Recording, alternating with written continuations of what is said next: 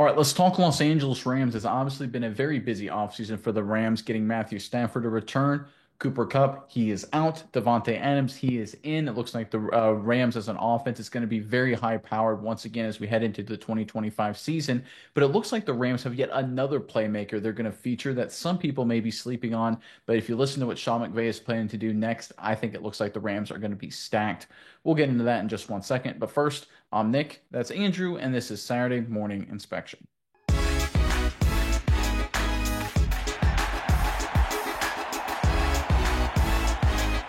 All right, when it comes to the Los Angeles Rams, as good as they are up front, especially with that front four, we have to understand, and we all truly know it, this is an offensive team led by Sean McVay, frankly, because it's an offensive league. As good as the Eagles were last year winning the Super Bowl with that defense, they won it in big part because they had great playmakers, of course, two really solid wide receivers, Saquon Barkley, a superstar running back, good tight end, and really good depth pieces across the board.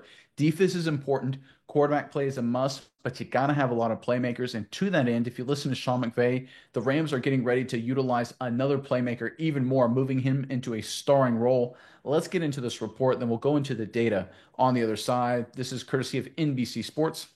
While speaking to reporters at the league meetings last month, head coach Sean McVay noted that Tutu Atwell was very productive when Kupp and Puka Nacua were out during the 2024 season and said that he has not done a good enough job of utilizing him when there was a full set of options available. McVay said he's planning to change that this season. When you look at the times when he's been able to play, whether that be because some people were out or not, he has produced and he's delivered, and we're looking forward to seeing more of that ascension, McVay said.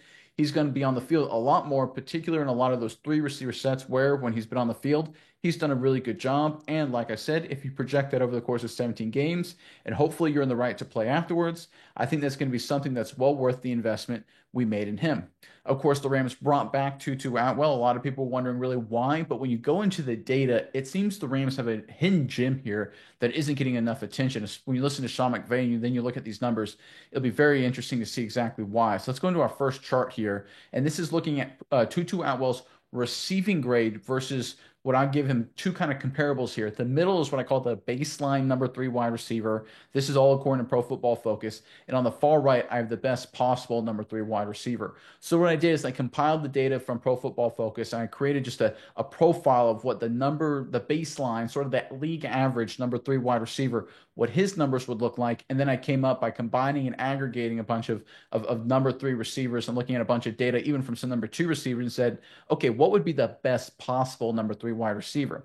And if you look at Tutu Atwell's numbers here, he is clearly, if you look at this is strictly receiving grade now, clearly significantly above the baseline number three receiver and just a little bit behind the best possible number three receiver. So he's more than average strictly on receiving grade and not too far behind being the best possible overall hypothetical number three receiver. So that's a good sign, but it gets even better. Let's go into our next chart here. This is highlighting receiving percentage. It's a pretty simple stat. It's basically number of targets versus the number of catches. So if you catch 80 balls versus 100 targets, that's a receiving percentage of 80%. 80 divided by 100, 80%. Simple enough.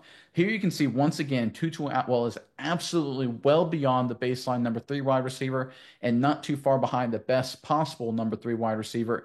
I kind of scaled the graph here because you can see the 65 is the bottom, 72 is the maximum value there. It's a really tight bunch, but when you really look at the numbers and really kind of compare, you can see that Tutu Atwell is really darn close once again to the best possible number three wide receiver imaginable. It leaps and bounds ahead of the baseline number three wide receiver. This is the kind of data that Sean McVay is seeing. And now let's go into our final chart here. This really jumps off the page. This is yards per route run. This is the most, in my opinion, important efficiency metric to dictate if a wide receiver is going to break out. How many yards do you get per every single route you run, right? Obviously, you can only be as productive in terms of catches and receiving yards the amount of times you're on the field for passing plays. And when you're on the field, do you get open? Do you get yards after catch? Do you catch those contested footballs? Do you drop the football? Yards per route run to me is a great indication of efficiency. And if you have a high mark here, this will translate usually into big time production if you get more reps. And here, Tutu Atwell skunks both the baseline number three receiver and the best possible number three receiver. So you can see if you look at all three of these data and just get a huge takeaway here, there's really two. The first is Tutu Atwell's leaps and bounds better than the baseline number three wide receiver. That's why it was a good move to bring Atwell back, just based on that alone. But when you look at what you could project into his future, again, what Sean McVay's talking about, saying, listen, on an efficiency basis, he's better than the best possible number three receiver, which means if we give him more opportunities, which Sean McVay is going to do, which is obviously the smart move to make when you look at this data, that efficiency is going to correlate to more production, which means more points for the Rams and in the long term, more wins.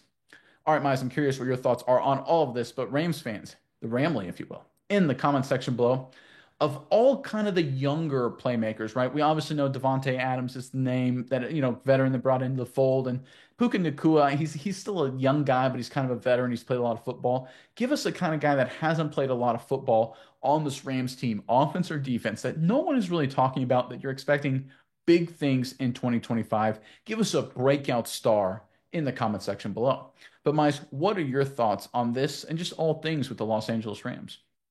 Yeah, like I think when you break down the numbers of the Rams receivers and see like where everybody slots into the pecking order, it really kind of clears up the picture of what kind of guy Tutu Atwell is. You look at Puka Nacua. Nacua is hard to slot him in because he's good at actually everything. He has 90 plus grades at every depth of target on the field, whether it's behind the line of scrimmage, short passes, medium passes, or deep passes. So he can do everything, so kind of take him out of the picture. Now we're going to compare Davante Adams and Tutu Atwell. Davante Adams, he's got high marks and deep balls, but he really slots in best in those short to intermediate route runs. That's where he did a lot of his best work, and that's where he got a lot of volume as well. He caught about around 50 or 51 balls in that short to medium route run range. Where you look at Tutu Atwell, he's better at the intermediate to deep ball routes as well.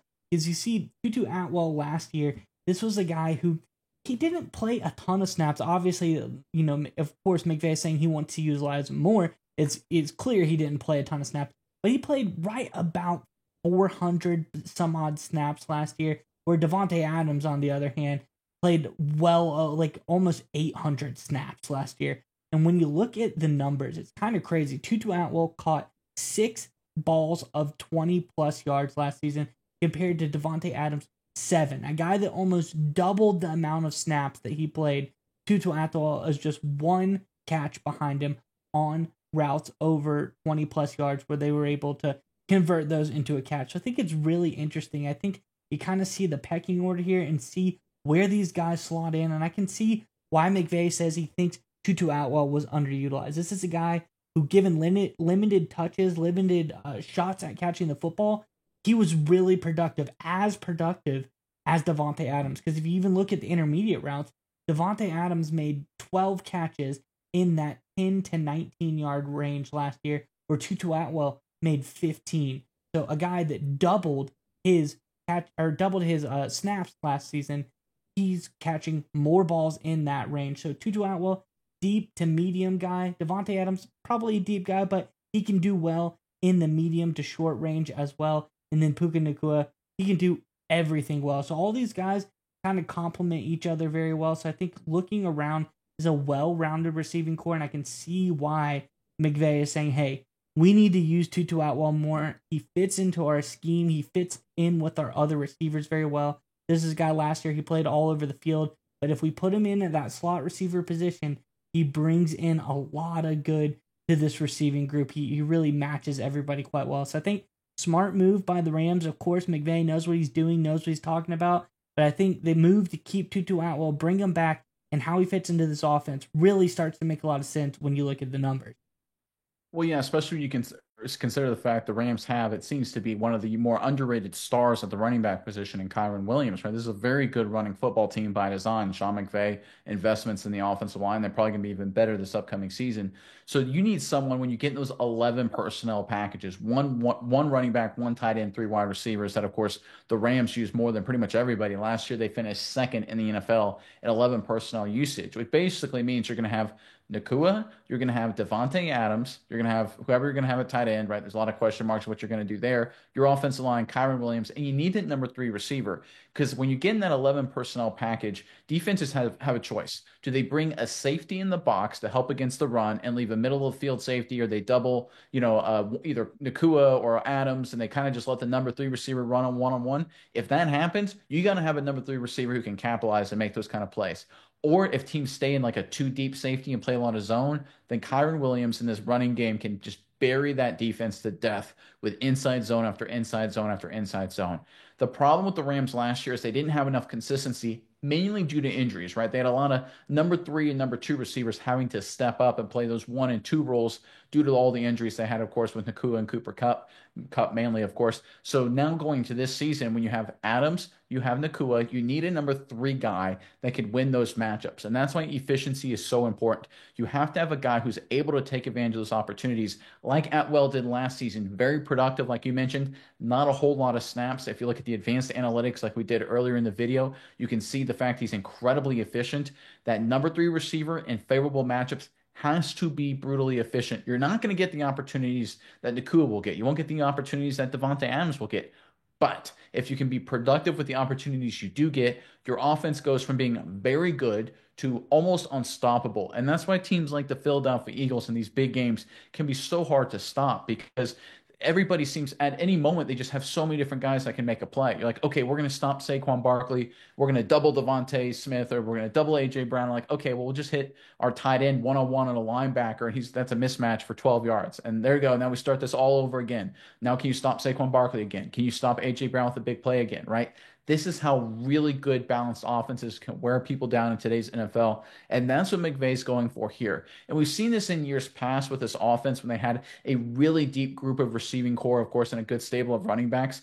Last year, because of the injury to Cooper Kupp and now moving off of Kupp, I think they were held back. I think it was the right decision because of that to move away from Cooper Kupp. Obviously, great time with the Rams. Wish him nothing the best personally with Seattle. Hope he does great things there. But I think moving from Kupp to Adams was clearly the smart move. Adams more durable, more physically, I'll say, able to handle more of a load at this point in his career. Pair him with the younger Nakua. Pair him with a 26-year-old Tutu Atwell as a number three guy, and suddenly opposing defenses, they just have the ultimate pick your poison.